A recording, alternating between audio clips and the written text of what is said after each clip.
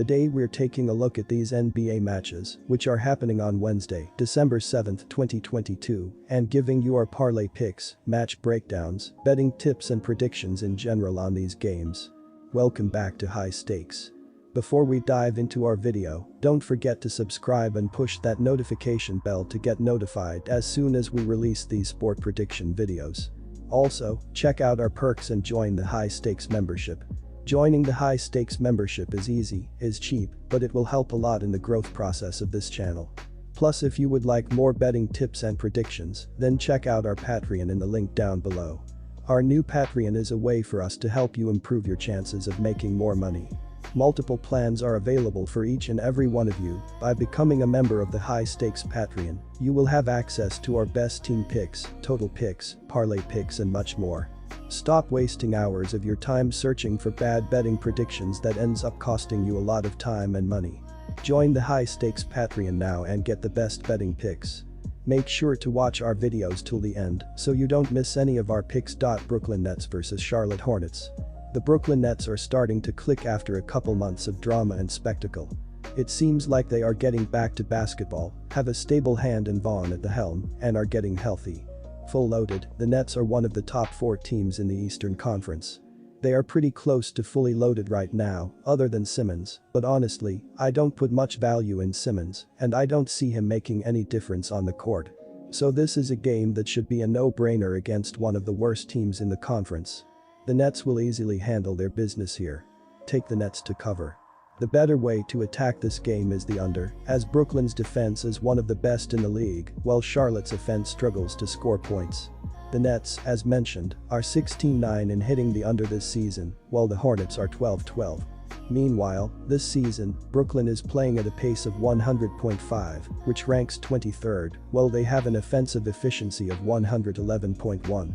Charlotte, meanwhile, is playing at a pace of 102.3, which ranks 14th, while their offensive efficiency is 104.6, which is dead last in the NBA.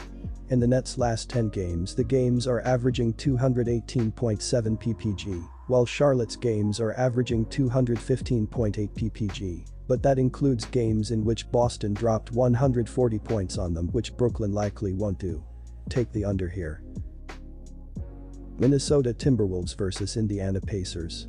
Indiana was in action against Golden State in the second game of a back-to-back set Monday night and stunned the Warriors to snap a 3-game slide.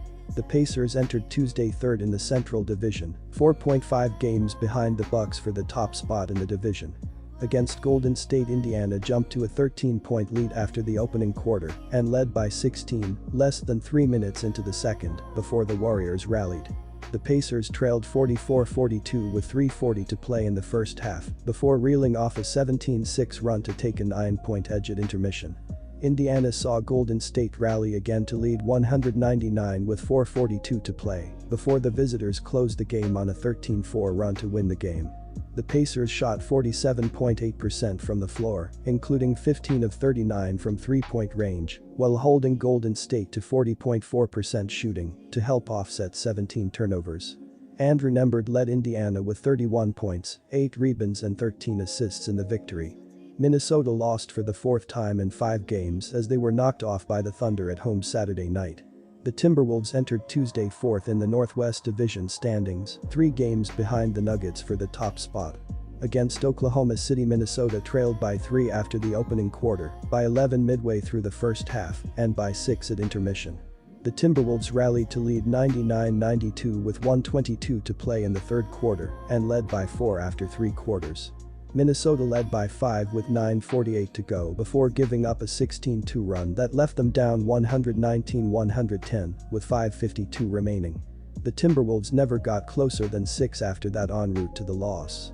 Minnesota shot 52.8% from the field, including 10 of 30 from three-point range, but turned the ball over 23 times, while allowing Oklahoma City to shoot 51.6% in the game. D'Angelo Russell led the Timberwolves with 27 points and 6 assists in the loss. Indiana showed grit by taking down the Warriors without 2 or, if you factor in Duarte, 3 starters on the floor in Monday's game. The Pacers are playing their 3rd game in 4 nights here, and you have to be concerned about the fatigue factor coming into play, especially if Haliburton doesn't go here. Minnesota is rested, and they have some capable talent on the offensive end of the floor, even with Towns missing. The Timberwolves still have Edwards, Russell, and perhaps this is an opportunity to get Gobert involved on the offensive end of the floor instead of the offense bogging down. With the rest factor in their favor and home court advantage, take the Timberwolves at home here to get back in the win column. Take Minnesota Timberwolves -4 points. Milwaukee Bucks vs Sacramento Kings. Sacramento got off to an ice-cold start this season, losing its first 4 games. The Kings have responded with 13 wins in their next 18 games, with their 5 losses coming to the Heat, Warriors, Hawks, Celtics and Suns. They have bounced back from the most recent 3 setbacks with wins over the Pacers, Clippers and Bulls. Sacramento won all 3 of those games by at least 9 points, including a 110-101 win over Chicago on Sunday. Domantas Sabonis recorded the team's first triple-double since the 2018-19 season with 11 points, 17 rebounds and 10 assists. Malik Monk led the team in scoring with 20 points, marking the 6th time he has scored 20 points this season. Milwaukee got off to the hottest start of any team in the NBA, going 9-0 through its first 9 games. The Bucks went through a semi-cold stretch after that, losing 5 of their next 8 games. They have been fantastic again since then, winning 5 of their last 6 contests. Milwaukee lost to the Lakers last Friday, but it bounced back with a win at Charlotte on Saturday and a win at Orlando on Monday. Star Giannis Antetokounmpo scored 5 of his 34 points in the final 2 minutes of the game to help hold off a late Orlando rally.